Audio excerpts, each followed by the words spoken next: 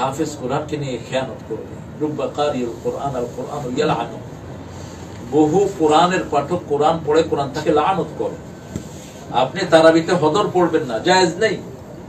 যে কোনো সালাতে ওয়ারাত্তিলিল কোরআনা তারতিলা, তারতিল আদায় করে যদি না পড়তে পারেন তাহলে কোরআন পড়া হবে না। সেজন্য আমরা যারা পড়ছি আলহামদুলিল্লাহ, আমরা যারা মসজিদ বেসে পড়ি, যে মসজিদে ইমাম সাহেবের তেলাওয়াতটা বোঝা যায়, আমরা যেন সেই মসজিদগুলো আমাদের জন্য বাছাই করি।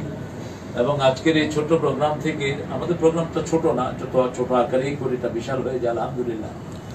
তো যারা মসজিদের মোতাওয়াল্লি তাদেরকে বলছি, আপনাদের যে হাফেজগুলো এরকম বোঝা যায় না পড়ে, এদেরকে বের করে দেন, এদেরকে অপশন দেন যেন তারা কোরআন শরীফ ধীরে পড়ার চেষ্টা করে। আর যদি না পারে এদেরকে বলেন যে আপনারা কোরআনটাকে ধীরে পড়ার জন্য চেষ্টা করে তারপরে মসজিদে আসেন, তা না হলে আপনারা গুনাহগার হবেন। হাজার হাজার মানুষের নামাজ নষ্ট করার তো হক আপনাদের নেই। যে সমস্ত হাফেজরা তারতিল আদায় করে পড়তে পারে না, ওদের তারাবি না পড়ানোই উচিত। আল্লাহ যেন আমাদেরকে, আমরা যারা পার্সোনালি কোরআন পড়ি, আমরা যেন কোরআনের প্রেমিক হতে পারি। একটা সূরাকে ভালোবাসেন, সূরা ইখলাসের ভালোবাসা রাসূলুল্লাহ সাল্লাল্লাহু আলাইহি ওয়াসাল্লাম বলেছেন। তিনি রাস্তা দিয়ে হাঁটছেন, একজন ঘরের ভিতরে ইখলাস তেলাওয়াত করছেন, রাসূলুল্লাহ সাল্লাল্লাহু আলাইহি ওয়াসাল্লাম বলছেন সূরা ইখলাসের ভালোবাসা তোমাকে জান্নাতে নিয়ে যাবে। সুবহানাল্লাহ। সূরা ইখলাসটা যে সূরাগুলো মুখস্থ আছে অন্তত সেগুলো দিয়ে সুন্দর করে আদায় করে পড়েন। আর তারাবিটা আমাদের আল্লাহর সাথে সম্পর্ক গড়ার জন্য, মসজিদে বিরক্তির জন্য না। মসজিদে মুসল্লিরা বিরক্ত হয়, কত তাড়াতাড়ি হুজুরের থেকে আমরা আলাদা হব, এই বিপদ যায় না কেন? সূরা ফাতিহা পড়লে মনে করে যে একটা বিপদ গেছে আমাদের। এটা না, নামাজের প্রেম ঢুকতে হবে হৃদয়ে। আর প্রেম তখনই ঢুকবে যখন তেলাওয়াতটা সুন্দর হবে। আমার বাস্তব জীবনে আমি দেখেছি, মসজিদ থেকে চলে আসছে, প্রথম তারাবি পড়ে চলে আসছে, তাকে নিয়ে গেছি আমি আরেক মসজিদে, ধীরে ধীরে তেলাওয়াত হচ্ছে, সে এখান থেকে আসেই না, প্রথম যাবেই না, শেষে আর আসেই না। এটা কি তেলাওয়াত শোনা? মক্কা মদিনাতে আমাদের মুসল্লিরা যায়, তারা কাঁদে ওখানে তেলাওয়াত শোনে। সেজন্য আমি পার্সোনালি জোর দেব, রাসূলুল্লাহ সাল্লাল্লাহু আলাইহি ওয়াসাল্লাম যে কথাটা শেষ জামানার জন্য বলতেন, খাসসাতে নাফসি, আমি আমার পরিবার আলহামদুলিল্লাহ কালামের ছেলে হাফেজ হয়েছে, বিরাট নেয়ামত। আমার ছেলে হাফেজ হয়েছে নেয়ামত, কিন্তু হিফজ হওয়ার চেয়ে হিফজ ধরে রাখাটা কঠিন। এই হাফেজদের কোরআনের উপর যেন মুহাফাজা করতে পারে, কোরআন আইনগুলো যেন তারা মানতে পারে, এই জন্য আমাদের নার্সিংটা বাড়ানো দরকার। আর রবিউলের ছেলেকেও রবিউল হাফেজ বানানোর চেষ্টা করছে, মেয়েটার নাম মরিয়ম, ওকেও হেফজতে দেওয়ার চেষ্টা করছে, ওর বোন নাম খাদিজা। তো এরা সবাই দিনদার ফ্যামিলি, ওর আব্বা তো খুবই দিনদার মানুষ। আমরা এখন দোয়া করবো সবার জন্য, বিশেষ করে যে সমস্ত রোগীরা আছেন। আর ওলামা হযরতের উপর বড় রকমের বিপদ যাচ্ছে সারা দেশেই, সারা দুনিয়াতেই। আমরা আলেমদের জন্য দোয়া করব যেন সব আলেমদেরকে আল্লাহ হেফাজতে রাখেন, এবং আলেমদেরকে খায়রুল নাসি খিয়ারুল উলামা হওয়ার তৌফিক আল্লাহ দান করেন।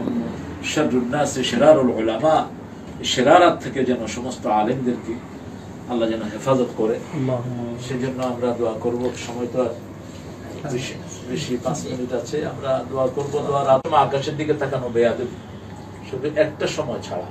বৃষ্টির জন্য রাসূল সাল্লাল্লাহু আলাইহি ওয়াসাল্লাম কখনো দোয়া করলে উপরের দিকে তাকাতেন, সালাতুল কুসুফ যেটা। আর রাসূল সাল্লাল্লাহু আলাইহি ওয়াসাল্লাম হাত তুলে দোয়া করতেন, গুগল দেখা যেত, এটা বৃষ্টির সময় এবং ইস্তিসকার সময়।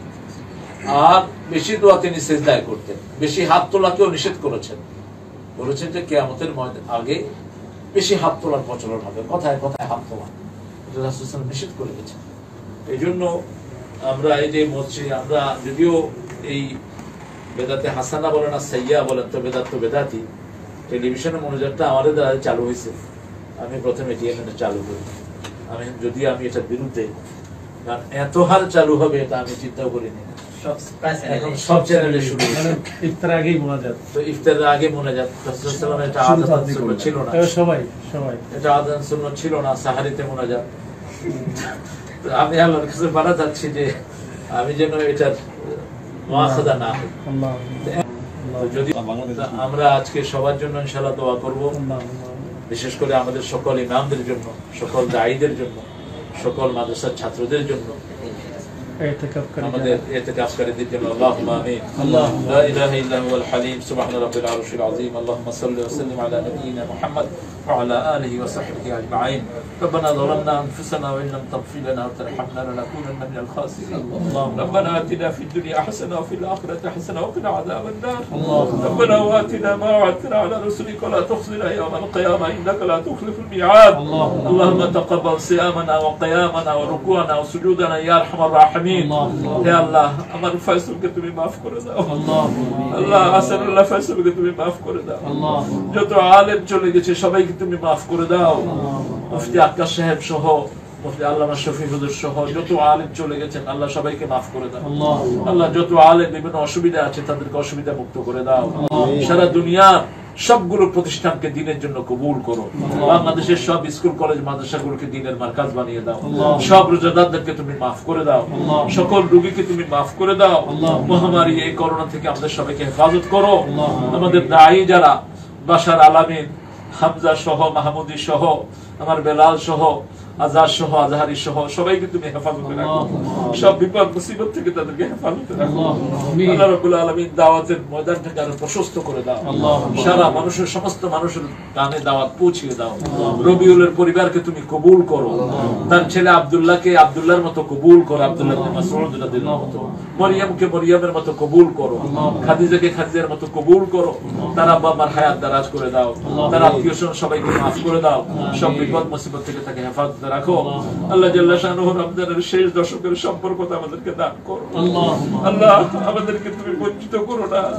লা তারুদ্দুনা খায়বিন, লা তারুদ্দুনা খায়বিন। ইয়া রাব্বুল আলামিন রমজানের সকল বরকত রহমত নাজাত আমাদেরকে দান করো। লাইলাতুল কদরের সকল বরকত নাজাত আমাদেরকে দান করো। আল্লাহ যে কয়দিন আছি তোমার কোরআনের উপর টিকে থাকার তৌফিক দান করো। শাহাদাতের মওত আমাদের জীবনের জন্য বরাদ্দ করে দাও। আমাদের বাচ্চাগুলোকে হেদায়েত দান করো। আমাদের দেশের সমস্ত মানুষকে হেদায়েত দান করো। سبحان ربك رب العزة عما يصفون وسلام على المرسلين والحمد لله رب العالمين.